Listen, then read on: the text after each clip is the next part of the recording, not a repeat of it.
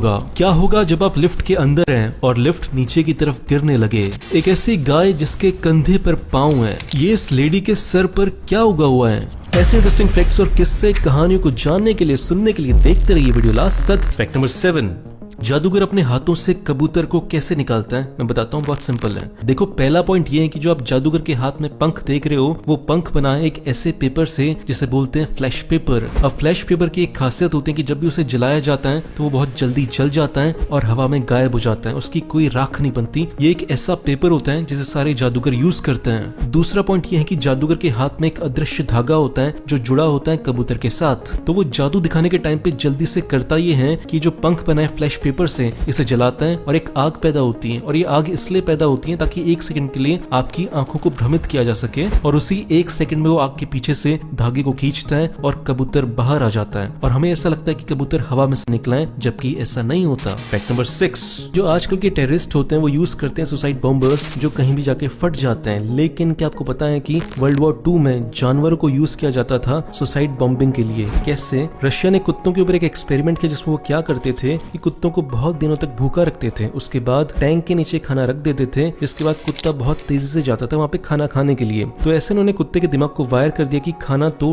Tank के नीचे ही मिलेगा। और फिर ऐसा करने के बाद उनकी प्लानिंग ये थी कि हम कुत्ते के ऊपर बॉम्ब बांध देंगे और फिर जब जर्मन की सेना आएगी तो हम जर्मनी के खिलाफ इन कुत्तों को यूज करेंगे। लेकिन जब वॉर का समय आया, सामने थी जर्मनी की सेना और रशिया के पास थे कुत्ते। रशिया ने जैसे इन कुत्तों को भेजा जर्मनी की सेना की तरफ दौड़ने के लिए इनके ऊपर बम बांध कर, तो एक बहुत ही इंटरेस्टिंग चीज हुई कि कुत्तों को ये लगा कि जिन टैंक्स के नीचे खाना होता था वो तो रशिया के टैंक थे, इन जर्मनी वाले टैंकों को तो हम पहचानते नहीं है। तो वो वापस आ गए रशिया के टैंकों की तरफ फटने के लिए, जिसे देखकर रशिया के सारे सोल्जर्स शॉक्ड हो गए और फिर उन्हें उन कुत्तों को बीच रास्ते में ही ब्लास्ट करना पड़ा और उन कुत्तों की जान चलेगी ऑब्वियसली। फैक्ट नंबर 5, क्या करोगे अगर दलदल में फंस गए? पहला स्टेप, पैनिक नहीं करना है, एक लंबी सांस लो और रिलैक्स हो। दूसरा स्टेप, अपना जो हाथ और सर है ये ध्यान रखना है कि ये दोनों चीजें दलदल के ऊपर रहे, अपने हाथ को सीधे खड़ा रखना है। तीसरा स्टेप, आगे की तरफ नहीं चलना, पीछे की तरफ धीरे धीरे चलना है, क्योंकि आगे की तरफ गए तो दलदल और गहरा हो सकता है। नंबर 4, आपने ऊपर जितने भी कपड़े पहने हुए हैं या बैग पहना हुआ है उसको उतार कर फेंक दो। आपका बॉडी का वेट जितना हल्का होगा उतना अच्छा होगा। नंबर 5, ज्यादा मचलने की कोशिश, ज्यादा स्ट्रगल करने की कोशिश ना करें, क्योंकि जितना ज्यादा स्ट्रगल करोगे दलदल आपको उतना ही नीचे खींचेगा। नंबर 6, जैसे जैसे आप धीरे धीरे पीछे की तरफ जाते जाओगे तो आपको ये सर्च करना कि आपके आसपास कोई पेड़ की टहनी है या कोई दोस्त है जो आपको हाथ दे सकता है। नंबर 7, जब दलदल से बाहर निकल रहे हो तो पहले अपने एक पांव को उठाओ अच्छे से, उसके बाद ही दूसरे पांव को उठाओ। नंबर 8, आपको जैसे ही आसपास की झाड़ियों से कोई लकड़ी मिलती है तो उस लकड़ी से ऐसे लेट लेट के बाहर आना है, जिससे कि आपका सरफेस एरिया बढ़ पाए। जितना सरफेस एरिया आप बढ़ा पाओगे, जितना लेट पाओगे, उतना ही बाहर निकलने के चांसेस आपके बढ़ जाएंगे। फैक्ट नंबर 4, ये फैक्ट सुनने के बाद बहुत दुख हुआ, लेकिन ये फैक्ट सच है कि हंगर इंडेक्स में इंडिया पाकिस्तान से भी नीचे जा चुका है। इसका मतलब क्या होता है? इसका मतलब ये होता है कि 5 साल से कम उम्र के बच्चे को खाना सही से नहीं मिल पा रहा है, जिसकी वजह से वो मालनरिश्ड है।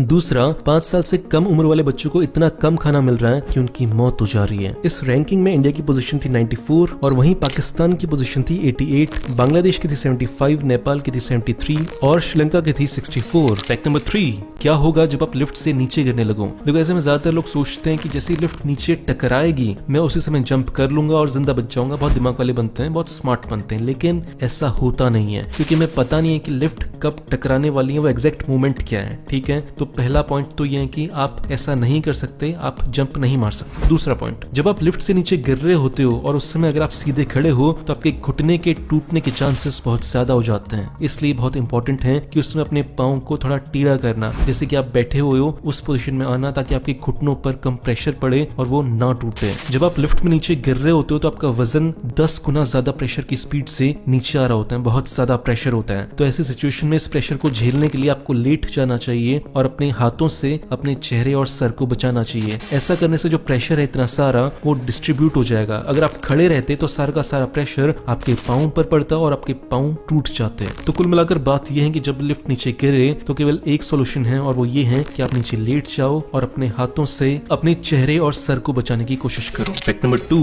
एक ऐसी गाय जिसके 4 नहीं 5 पाँव है। ये होता है एक बीमारी की वजह से जिसे बोलते हैं पोलिमिया। ये इंसानों में भी होती है और जानवरों में भी होती है। हैं। इस बीमारी में या तो एक एक्स्ट्रा हाथ या एक्स्ट्रा पाँव निकल आते हैं। इस गाय को इस पाँव की वजह से कोई प्रॉब्लम नहीं होती, इसलिए जो इसके फार्मर्स हैं उन्होंने सोचा कि इस पाँव को नहीं निकालते, जिसकी वजह से इस गाय को देखने के लिए दूर दूर से लोग आते हैं। फैक्ट नंबर 1, चाइना की एक लेडी है 87 साल की, जिनका नाम है लियांग। आज से 2-3 साल पहले उनको अपने सर पर कुछ उगता हुआ दिखाई दिया। उन्होंने ध्यान नहीं दिया, वो छोटा सा था। फिर एक बार क्या हुआ कि अचानक से उनके हाथों से वो चीज टूट गई और फिर उसके बाद वो चीज बहुत ही खतरनाक